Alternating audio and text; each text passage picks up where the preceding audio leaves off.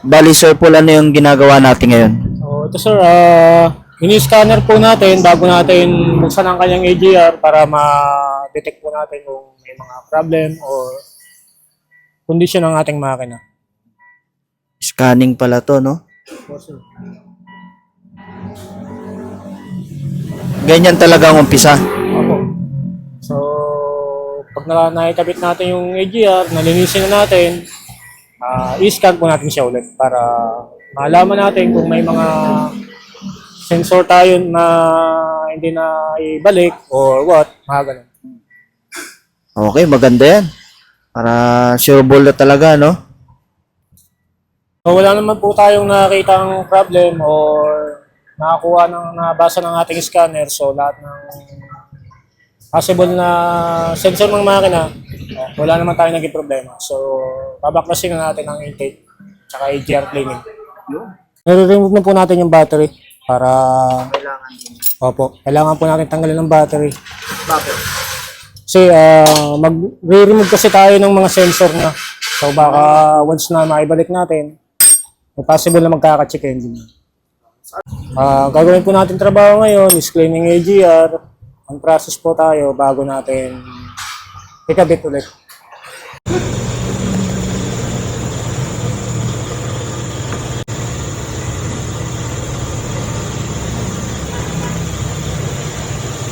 Grabe guys, so ito na yung ano ko. Anong tawag dito, Paul? Intercooler hose. Ayan, no, intercooler hose. So, So, nakakonect siya sa ating throttle body.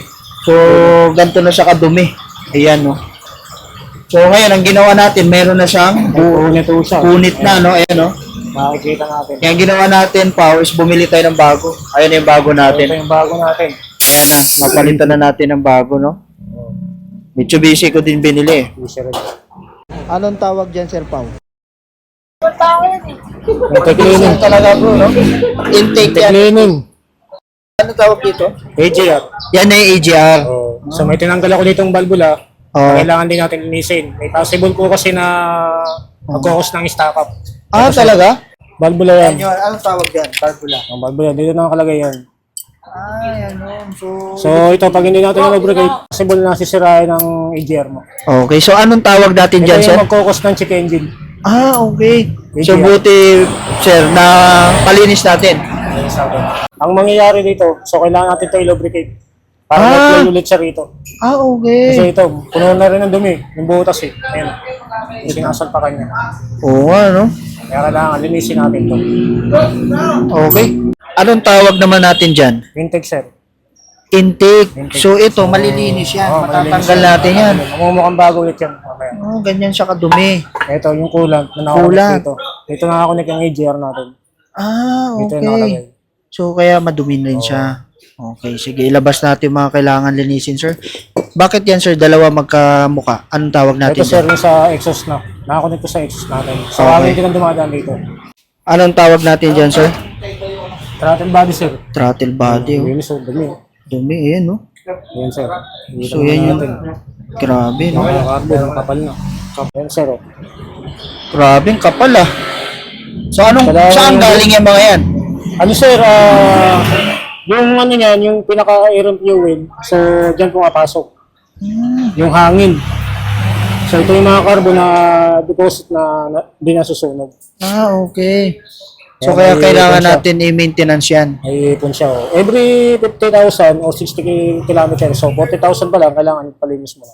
Okay. Pag diesel. Kasi mas maraming carbon deposit ang naiipon pag diesel. Ah, okay. Dumihin ng diesel eh. Hindi ko kagaya ng gasolina. Hmm. Mas mabilis dumumi ang diesel natin. Grabe, no? Mamaya, magiging bago yan. Oo. Mukhang bago Yun na ang yan. maganda ano natin. Ano? Yan, no? Ang dumi oh. Dumi pa lang yan. Kapal na. Anong panlinis natin dyan? Degreaser. Ah, okay. Diesel din? Tsaka diesel oh. Gasolinan diesel. Kasabay ng diesel. Ang kapal oh. Kapal. Saan ang intake ko? Ayun. Yung kinakabitan. Ayan, linisin mo yan. Kasi Lilinisin nakadikit natin yan yan. eh. Oh, may possible na kasi may dumi rin na nakakapit Okay. din. Nanggagaling sa Anong intake. tawag natin dyan? Intake port. Okay, intake port. Sige, sir.